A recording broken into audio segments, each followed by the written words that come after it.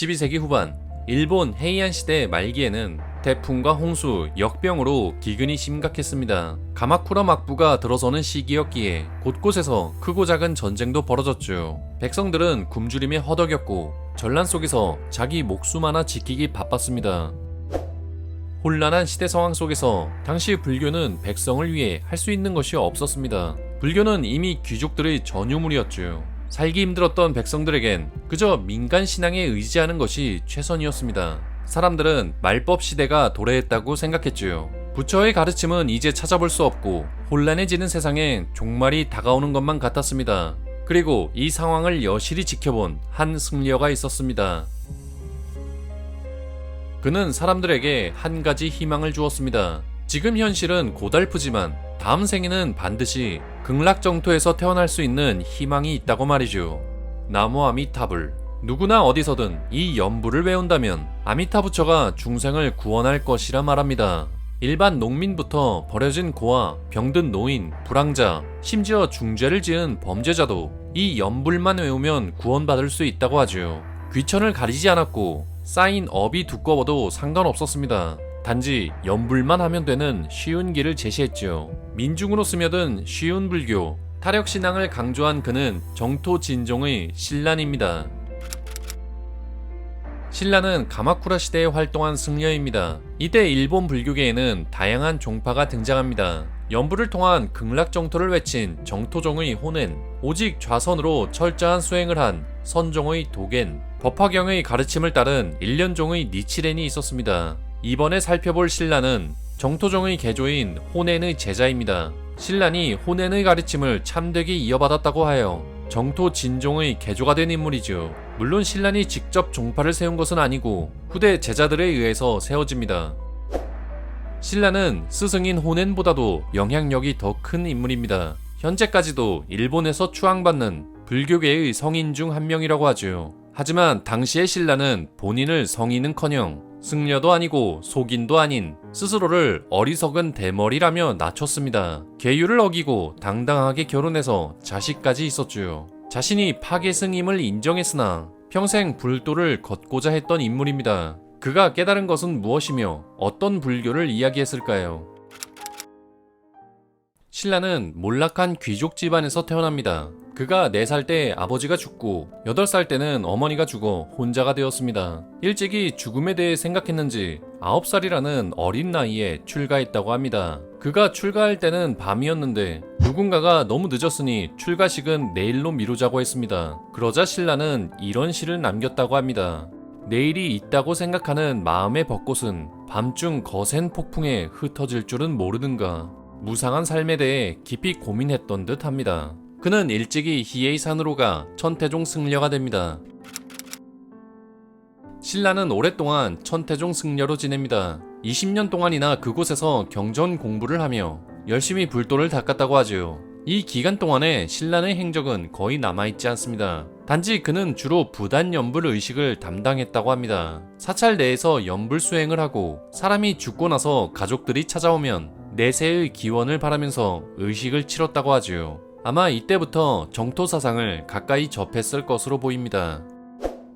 그런데 신라는 이 생활에 만족하진 않았던 모양입니다. 스스로 수행도 하고 경전 공부도 했지만 마음속에 해결되지 않는 무언가가 있었습니다. 극락정토에 대한 확신, 그리고 다스리기 힘든 욕망에 대해서였죠. 스스로 수행하고 계율을 지키는 것은 한계가 있었습니다. 당시 승려들은 정직하게 계율을 지키기보다 세속적 이익과 명예에 더 관심이 많았죠. 몰래 여자를 곁에 두는 승려들도 많았습니다. 이런 모습을 본 사람들은 지금이 말법 시대라고 생각했습니다. 신란이 살았던 시대에는 이제 막 가마쿠라 막부가 들어선 시기였습니다. 무사들이 정권을 장악했고 언제 어디서 싸움이 벌어질지 모르는 긴장감이 감돌았죠. 게다가 태풍과 홍수로 극심한 기근까지 닥쳐왔습니다. 흉악한 범죄는 늘어갔고 통제는 거의 불가능했습니다. 사람들은 전쟁과 굶주림으로 죽어갔죠. 불교 또한 한계점에 봉착했습니다. 고위 관직을 맡기 위해서 승려가 된 이들도 많았습니다. 그들은 승병을 조직해 무력을 키웠고 사찰 간의 폭력 사태가 벌어지기도 했지요. 진정한 깨달음을 얻었다는 사람들은 보이지 않고 세속화된 승려들만 늘어갔습니다. 사회 불안이 고조되자 사람들은 말법 시대가 도래했다고 생각했습니다. 부처의 가르침이 사라진 종말론적 시각이죠. 신라는 이 문제에 대해 고뇌하게 됩니다. 인간 스스로의 힘보다 더 큰 초월적인 힘이 필요하다고 생각했죠.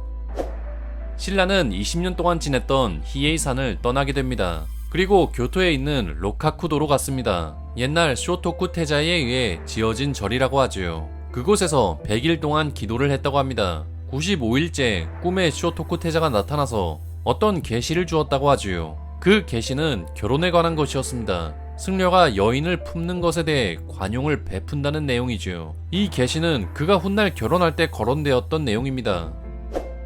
신라는 가르침을 전해줄 누군가를 찾아가기로 합니다. 당시에는 새로운 불교 운동이 있었지요. 그 시작은 정토정의 개조 호넨입니다.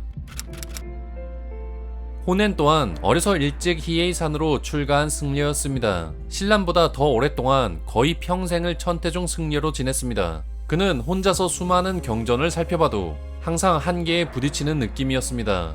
개정의 사막을 지키기도 어렵고 마음은 쉽게 미혹되어 제어하기 어렵다고 고백하기도 했지요. 승려인 자신도 이런데 보통 사람들이야 말할 것도 없었습니다. 더구나 지금은 말법시대, 사람들의 근기는 약해질 대로 약해져 있었습니다. 어려운 교리는 귀족들의 전유물이 되었고 힘든 수행은 아무나 할 수 있는 것이 아니었죠. 그러다 호네는 43살 때 관무량 수경소를 읽다가 깨닫게 됩니다. 아미타불의 이름을 외치면 그 어떤 중생도 해탈의 길에 오를 수 있다고 말이죠. 아미타부처는 모든 중생이 내세에 정토에서 태어날 수 있도록 도와준다고 합니다. 스스로의 힘으로 도저히 안 되는 사람들은 아미타부처의 힘에 의지해 해탈의 길에 오를 수 있다고 합니다.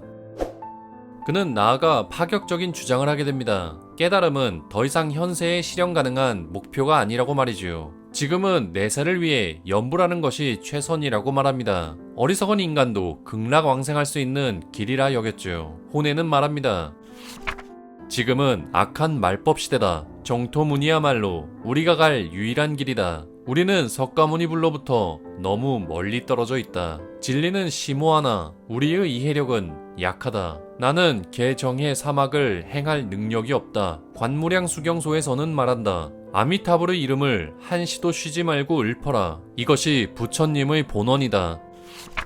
호네는 오직 연불만이 혼란한 말법 시대에 중생을 구원할 유일한 길이라고 주장하게 됩니다. 전수연불, 오직 연불만이 답이라고 선언한 것이죠. 개정의 사막도 제쳐두었습니다. 지금은 부처의 가르침이 사라진 말법 시대이니 사라진 사막을 찾아 나서는 것은 어려운 일이라고 하죠. 단지 아미타 부처의 구원만이 필요하다고 보았습니다.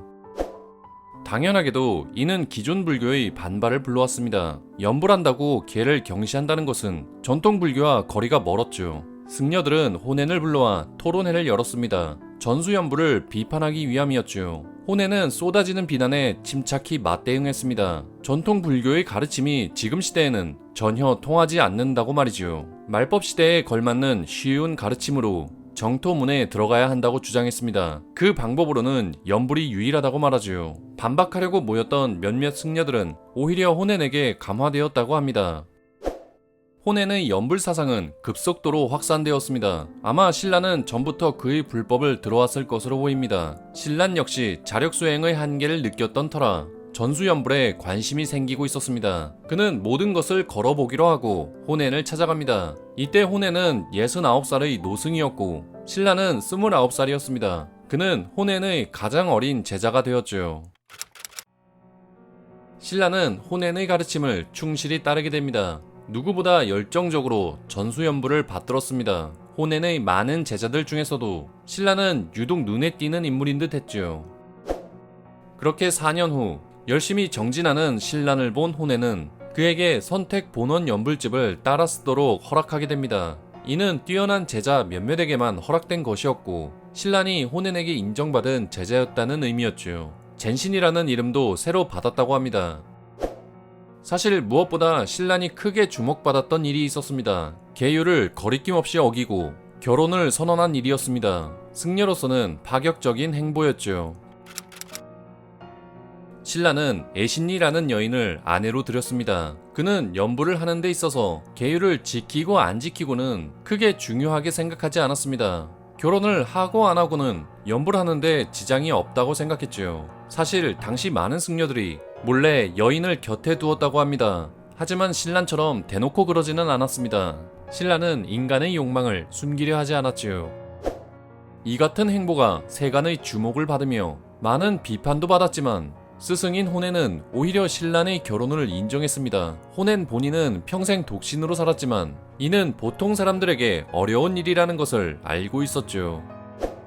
보통 사람들에게 통하는 불법, 전수연불.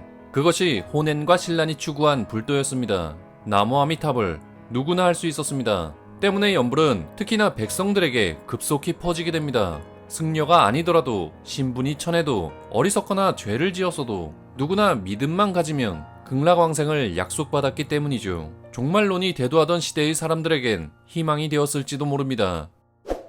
하지만 이들을 극도로 경계한 이들이 있었으니 바로 국가 소속의 승려들과 무사들이었습니다. 전통 불교를 고수하려던 기존 승려들은 호넨의 연불 사상이 불교를 파괴하는 이단이라고 여겼습니다. 누구나 가능한 극락왕생의 길은 출가와 재가의 경계를 무너뜨렸고 도덕적 해이를 불러올 수 있다고 지적했죠. 떠오르는 세력이었던 무사들도 반기지 않았습니다. 특히 국가 권력에 가까웠던 무사들일수록 말이죠. 연불은 낮은 계층의 백성들을 서로 뭉치게 했고 혹시나 일어날 반란을 걱정하던 무사들에겐 경계해야 할 대상이 늘어날 뿐이었습니다. 연불이 계속 확산되자 이를 보다 못한 정치가들은 연불에 대한 탄압을 시작했습니다. 이 과정에서 호넨의 제자 4명이 처형당했고 호넨을 포함한 주동자 8명이 체포되었습니다. 체포된 이들 중엔 신란도 있었습니다. 이들은 승려 신분을 박탈당했고 애치고로 유배 보내졌습니다. 한순간에 모두 힘을 잃고 말았죠. 연불이 거의 사라질 뻔한 탄압이었다고 합니다. 분노한 신라는 천황과 그 신하들이 의의를 어긴 자라고 강하게 비판하는 글을 남기기도 했습니다. 유배지에 도착한 신라는 그곳에서 일반 백성들 속에서 살아가게 됩니다. 아내 애신니와 함께 와서 지냈다고 하죠. 이제 신라는 승려 신분이 아니었습니다. 신라는 유배지에서 백성들의 삶을 직접 목격하게 됩니다. 자연재해로 기근이 들어 굶어 죽는 사람들, 무사들이나 흉악범에게 죽는 사람들, 병에 걸려 고통스러워하는 사람들 등등 세상은 온갖 고통으로 가득했습니다. 승려로서 배웠던 고상한 교리나 힘든 수행, 계율을 현실에서 적용하기엔 터무니없었죠. 사람들은 생계를 위해 어업이나 도축 등 살생을 했고 전쟁에서 살아남기 위해 적을 죽일 수밖에 없었습니다. 인간은 죄를 짓고 살 수밖에 없는 존재였죠. 신라는 유배지 생활에서 더욱 연불에 대한 확신을 가지게 됩니다. 불안정하고 약한 인간에게 필요한 것은 완전한 타력신앙, 연불밖에 없다고 생각했죠. 백성들 또한 불안한 삶 속에서 연불은 쉽게 할 수 있었고 위안도 얻을 수 있었습니다. 신라는 이제 승려든 아니든 별 상관이 없었습니다. 자신은 일반 백성들과 다를 바 없었고 평생 범부중생에서 벗어날 수 없다고 생각했죠. 그는 자신의 성을 구도쿠로 스스로 정합니다. 도쿠는 당시 승려를 낮잡아 부르는 말이었다고 합니다. 신라는 거기에 어리석다는 구를 붙였죠. 어리석은 대머리란 뜻이었습니다. 그는 평생 자신을 구도쿠 신란이라 칭했습니다. 스스로를 낮추어 불렀죠. 신라는 승려로서 지켜야 할 수행과 계율을 버렸습니다. 그가 가는 길은 오직 아미타불에 의지하는 연불뿐이었지요. 승려도 아니고 속인도 아닌 비승비속의 삶을 살게 됩니다. 유배된 지 5년 후 천황이 바뀌는 해에 신란과 일행들은 사면되었습니다. 이때 그는 40살이었습니다. 신라는 관동 지방으로 발걸음을 옮겼습니다. 그곳은 앞으로 일본의 중심지가 될 곳이기도 했고 아직 연불이 퍼지지 않았던 지역이었지요. 신라는 적극적으로 포교 활동을 시작했습니다. 연불을 통한 극락정토, 쉬운 불교는 신란에 의해 널리 퍼지고 있었지요. 그에게 가르침을 얻으려는 사람들이 늘어났고 뛰어난 제자들도 생겨 교단이 형성되고 있었습니다. 그러나 신라는 말합니다. 나는 단 한 명의 제자도 없다. 내 노력이 있었다면 내 제자가 있겠지만 오직 아미타불에 의해 연불하는 사람들을 내 제자라고 하는 것은 황당한 일이다. 그는 제자를 두지도 않았고 교단을 형성하려고 하지도 않았지요. 그렇다 하더라도 신란을 추종하는 이들은 점점 늘어갔습니다. 그는 관동 지방에서 20년 동안 포교 활동을 펼치게 됩니다. 하지만 신란의 영향력이 커질수록 부작용은 곳곳에서 생기게 됩니다. 신란을 따르는 이들 중에서도 이단이 생겨났죠. 20년간 도호쿠 지방에서 포교를 했던 신라는 무슨 이유인지 교토로 돌아갔습니다. 그리고 비승비속의 생활을 접고 다시 출가를 하게 됩니다. 그는 승려 신분으로 돌아가 저술 활동을 시작했습니다. 이때 신라는 62살이었죠. 제자들은 아직 도호쿠에 남아서 포교 활동을 펼치고 있었습니다. 그러나 생각이 다르거나 교의를 잘못 이해한 제자들이 있었습니다. 악인도 구원받을 수 있다고 하니 일부러 악행을 저지르기도 했습니다. 연불만 하면 구원받는다고 하니까요. 도덕적으로 타락한 이들이 곳곳에서 생겨났습니다. 이는 곧 당시 사회 문제로 떠올랐고 승려들 간에 논쟁이 벌어지기도 했습니다. 신란 또한 문제가 심각하다는 것을 알았습니다. 그는 잘못된 신앙 행태를 바로잡고자 했습니다. 이때 당시 신라는 80세의 고령이었기에 자신의 맏아들인 젤란을 대변인으로 보냅니다. 하지만 그것은 실수였죠. 신란에게는 자식들이 7명 있었다고 합니다. 그중 맏아들인 젤란은 신란의 부탁을 받아 관동지방으로 떠납니다. 연불사상의 논란을 해결하기 위해서였죠. 하지만 신란의 기대와는 달리 아들 젤란은 논란을 해결하지 못했습니다. 오히려 악화시키고 말았습니다. 자신이 아버지에게 특별한 불법을 전수받았다며 또 다른 세력을 만들었죠. 이 때문에 제대로 연불하던 이들까지 혼란해졌고 사회 문제는 더 심각해졌습니다. 이 소식을 들은 신라는 격분했습니다. 그는 바로 아들과 의절하는 편지를 보냅니다. 젤란의 뜻이 신란 본의와 다르다는 것을 세간에 알리게 되었죠. 신라는 왜곡된 교의를 바로잡고 싶었는지 노년까지 저술활동에 집중해 많은 저서를 남겼습니다. 특히 악행을 마음대로 저지르는 이들을 비판했습니다. 해독제가 있다고 마음대로 독을 섭취해서는 안 되듯 아미타부처가 구원을 약속했다 하더라도 악행을 마음대로 행해서는 안 된다고 말하지요. 신라는 수십 년 동안 저술 활동을 했습니다. 그러다 나이가 들어 병으로 앓아누웠습니다. 이후론 딸의 보살핌을 받으며 지냈다고 하지요. 임종이 가까워질수록 그는 오직 연불만을 읊었다고 합니다. 그리고 나이 90세가 되었을 때 세상을 떠났다고 하지요. 신란이 세상을 떠난 후 그를 따랐던 제자 유이에는 타니초라는 글을 남깁니다. 다름을 탄식하다 라는 뜻의 제목인 이 글은 당시 문제가 되었던 연불사상의 그릇된 견해를 바로잡고 신란이 이야기하고자 했던 본의를 설명한 책입니다. 현재까지도 일본에서 인기 있는 불교 서적이라고 하지요. 아미타 신앙을 극도로 밀어붙인 신라는 왜 그렇게 연불만을 강조했을까요? 선한 사람도 왕생하는데 하물며 악인이야 말할 것 있겠는가? 신라는 악인이야말로 아미타불에게 구원받을 대상이라고 말합니다. 전통 불교에서는 공덕을 많이 쌓은 이가 극락왕생하는 것이 일반적입니다. 하지만 신라는 다르게 생각했습니다. 쌓아왔던 공덕보다는 연불을 하는 악인이야말로 구원의 대상이라고 합니다. 아미타불은 공덕 하나하나 따져가며 극락 보내지 않고 모든 중생, 악인까지 전부 포용할 수 있는 큰 자비의 부처라고 이야기하죠. 악인 정기라고 합니다. 왜 악인이 구원받는다고 말했을까요? 악인은 스스로를 구제할 힘이 없기 때문입니다. 선한 사람들은 스스로 수행하고 노력하기에 아미타불에 크게 의지하지 않습니다. 그러다 자칫 자만심에 빠질 수 있다고 하지요. 하지만 악인에게는 공부나 수행은 어려운 일입니다. 때문에 그들이 왕생하기 위해선 오직 아미타불의 도움만이 필요하다고 합니다. 그것은 연불만으로도 가능하다고 말하죠. 그렇다고 마음대로 죄를 저질러도 된다는 뜻은 아닙니다. 죄를 뉘우치고 참회하려고 하지만 근기가 부족한 이들에게 필요한 해탈의 길이었죠. 죄 짓는 악인이 기댈 수 있는 연불신앙입니다. 그리고 중요한 것은 죄는 크던 작던 누구나 짓고 산다는 점이죠. 신라는 인간의 죄에 대해 이야기합니다. 신라는 모든 인간이 죄를 가지고 있다고 생각했습니다. 여기서 말하는 죄는 단순히 현세에 지은 업이 아닌 전생에 지은 업까지 말합니다. 신라는 말합니다. 토끼나 양의 털끝 먼지만한 악행도 전생의 업이 아닌 것이 없다. 그리고 신라는 전생의 업보를 스스로 어찌해볼 수 있는 것이 아니라고 합니다. 그는 제자 유이엔에게 말합니다. 자네는 날 믿는가? 유이엔은 그렇다고 대답합니다. 믿는다면 날 거역하지 못하겠구나. 유이엔은 물론이라고 말했죠. 그러자 신라는 말합니다. 그럼 나가서 사람 1000명을 죽여라. 그리하면 반드시 왕생할 것이다. 하지만 유이에는 말합니다. 아무리 스승님의 말일지라도 저는 한 사람도 죽이지 못할 것 같습니다. 신라는 말합니다. 그럼 왜 아까 거역하지 않겠다고 말한 것인가? 이 대화로 유이에는 알게 됩니다. 자신이 사람을 죽이지 못하는 이유는 본인이 결코 착해서가 아니라 사람을 해칠 인연이 아니어서라고 말하죠.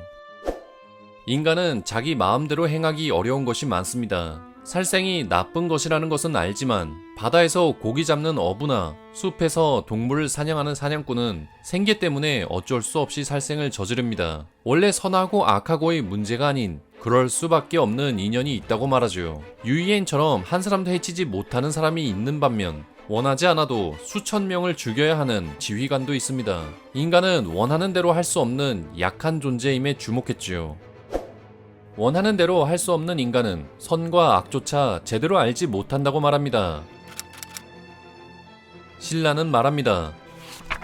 나는 선과 악에 대해 알지 못한다. 아미타 부처가 선과 악을 아는 정도로 내가 알 수 있다면 내가 안다고 할 수 있을 것이다. 하지만 범부 중생에게는 모든 것이 거짓이고 잡소리며 진실이 없다.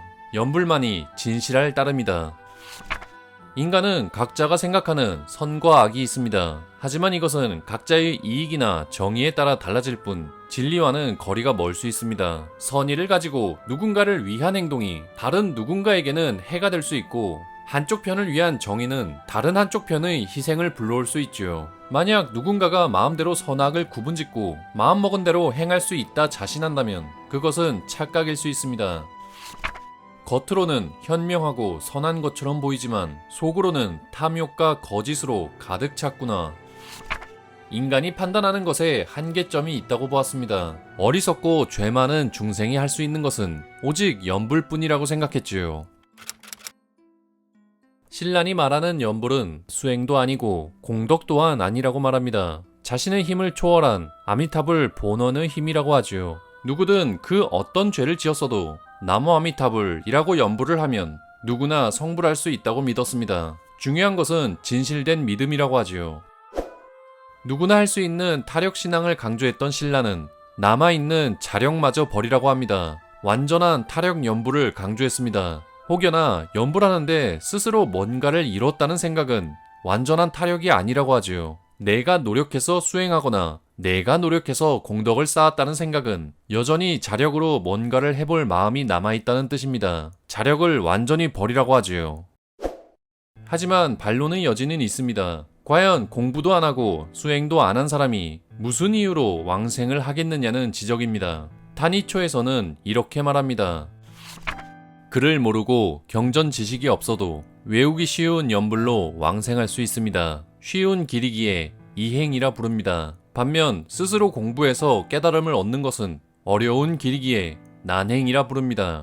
이 길은 잘못하여 명예욕이나 무욕에 빠질 수 있습니다. 자신의 종파가 훌륭하고 남의 종파는 그보다 못하다고 생각해 비방하기도 합니다. 그런 사람이 정토에서 태어날 수 있을지 의문입니다. 자력을 믿는 사람은 연불을 하찮게 바라봅니다. 하지만 글을 모르는 미천한 자들에게는 연불이야말로 최고의 가르침입니다. 그런데도 공부해야 왕생할 수 있다고 겁주는 것은 불법을 방해하는 악마이며 아미타불의 적이라고 할 수 있습니다. 이는 남까지도 그르치는 이름을 알아야 합니다.